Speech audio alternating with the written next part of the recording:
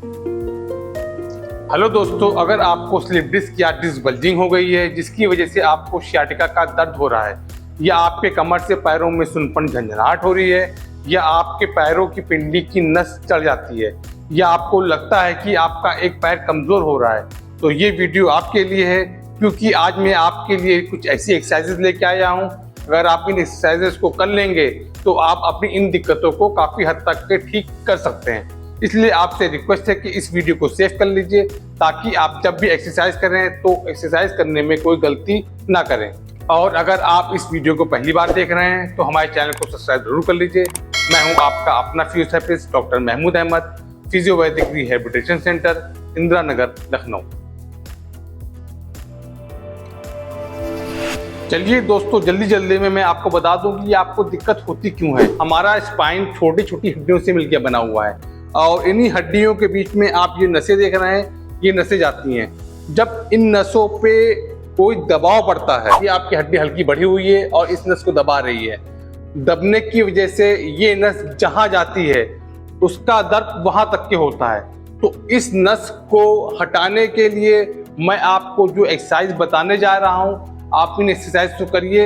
आप खुद देखेंगे कि पहले ही सेशन में आपको काफ़ी आराम मिल जाएगा। एक्सरसाइज बहुत सिंपल है और आप घर पे खुद कर सकते हैं। चलिए मैं आपको एक्सरसाइज बताता हूँ। सबसे पहले आपको जो एक्सरसाइज करनी है उसके लिए आप अपने दोनों पैरों को थोड़ा सा मोड़ लीजिएगा।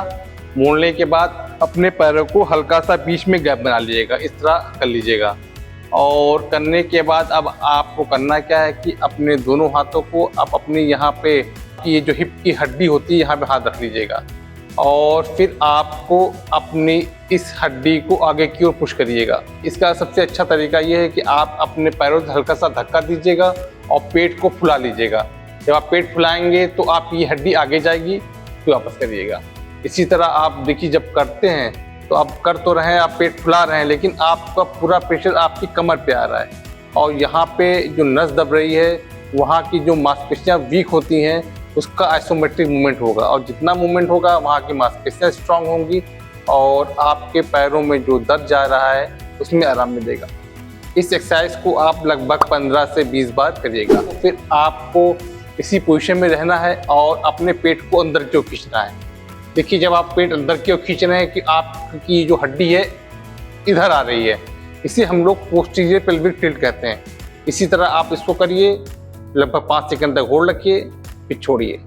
इस एक्सरसाइज को भी आप लगभग 15 से 20 बार करिएगा। ये जो मैंने आपको एंटीरियर और पोस्टीरियर पेल्विक टिल्ट एक्सरसाइज बताई है, ये एक्सरसाइज बहुत इफेक्टिव होती है और आप इस एक्सरसाइज को कभी भी कर सकते हैं। ऐसा कोई ज़रूरी नहीं है कि अगर आपने खाना खा लिया है तो आप ये एक्सरसाइज नहीं कर सकते। दोस्तों, अगली एक्सरसाइज जो आपको करनी है उसको आपको फिगर ऑफ 4 इस पोजिशन में जाना है। इसका मतलब ये होता है कि आप अपने एक पैर को दूसरे पैर पे इस तरह रख लेंगे। अब आपको करना क्या है कि आपने जो पैर दूसरे पैर पे रखा है, आपको अपने दाएं पैर को नीचे की ओर इस तरह प्रेशर देना है और यहीं पे जाके लगभग 5 सेकंड तक होल्ड रखना है, फिर वापस जाना है।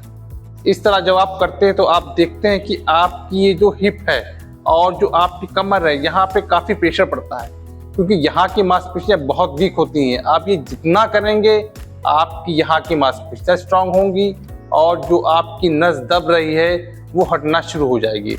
इसी तरह आपको इस एक्सरसाइज को दोनों पैरों में करनी है। फिर आप अपने बाएं पैर को दाएं पैर पे रख लीजिएगा। फिर आपको फिर इसी तरह नीचे जितना स्ट्रेच कर सके करिएगा। 5 सेकंड तक होल्ड रखिएगा, फिर वापस करिएगा। जब आप ये करने लगें तो उसके बाद आप फिर अपने दाएं पैर को बाएं पैर पे रख लीजिएगा और अपने हाथों से हल्का सा नीचे की ओर इस तरह धक्का दीजिएगा।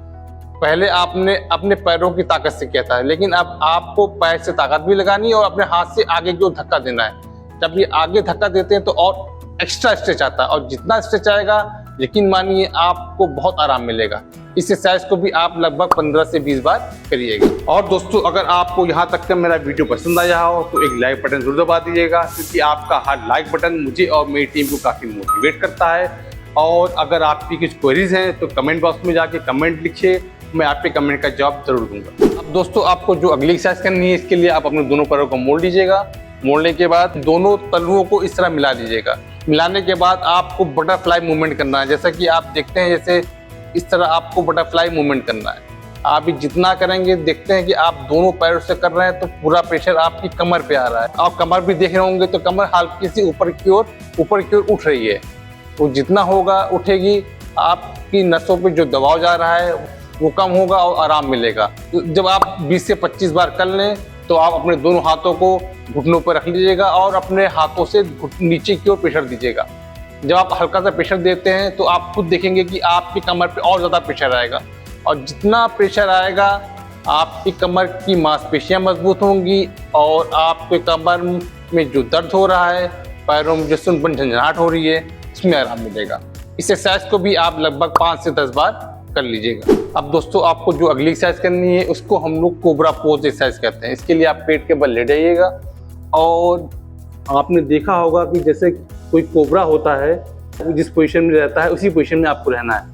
अपने हाथों को इस तरह रख लीजिएगा और आपको इस तरह इसी पोजीशन में लगभग 2 से 3 मिनट तक के रहना है।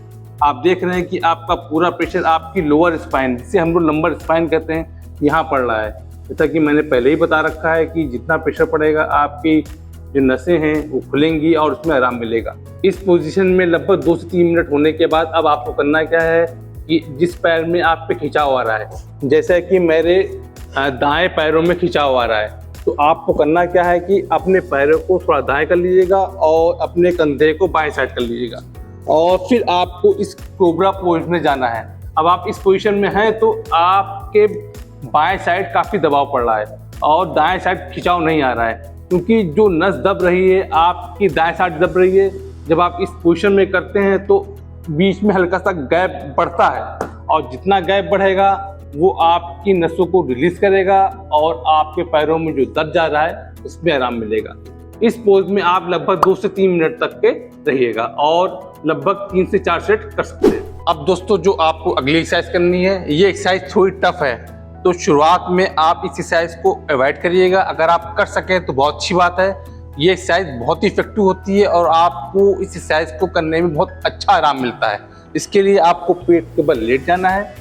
लेटने के बाद आपको इस पोजीशन में आना है और आपके जिस पैर में खिंचाव आ रहा है, जैसा कि मेरे दाएं पैर में खिंचाव आ रहा है, तो मैंने इस दाएं पैर को आगे ले गए और हल्का सा इस तरह अपने पैरों को मोड़ लिए।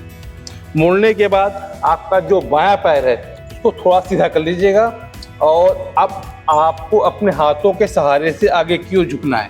देखिए, आप झुक रहे हैं तो आप इस तरह झुके हैं तो आपका पूरा खिंचाव आपकी ये जो ग्लूटियस मसल्स है इस पे आ रहा है और ये जितना खींचेगा आपकी जो नसें हैं जो टाइट हैं, यहाँ पे लोगों में बहुत ज़्यादा स्टिफनेस होती है और यहाँ पे काफ़ी भारीपन रहता है, वो ढीला होगा और जितना ढीला होगा आपके कमर के दर्द में आराम मिलेगा और पैरों में जो खिंचाव आ रहा है उसमें भी आराम मिलेगा।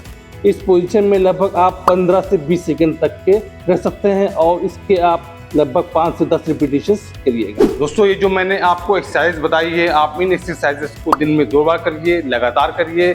आप खुद देखेंगे कि पहले ही सेशन में आपको आराम मिलना शुरू हो गया है। कुछ लोगों को हो सकता है समय लगे, घबराइएगा नहीं, डेली एक्सरसाइज करते रहिएगा, आपको आराम मिलेगा।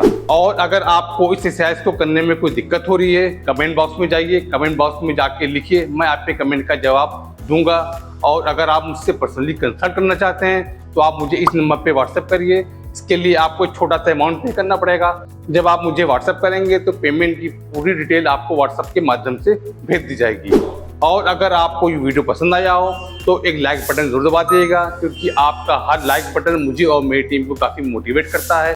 और आपसे रिक्वेस्ट है कि इस वीडियो को शेयर जरूर करिएगा। शेयर खासकर उन लोगों को करिएगा जो आपके दोस्त हैं, मित्र हैं और जो लोग स्लिप डिस्क या डिस्क बल्जिंग से परेशान हैं। अगर आप उनको शेयर करेंगे तो हो सकता हो उनकी भी मदद हो सके। फिर मिलेंगे फिर किसी नई वीडियो के साथ, तब तक के लिए नमस्कार।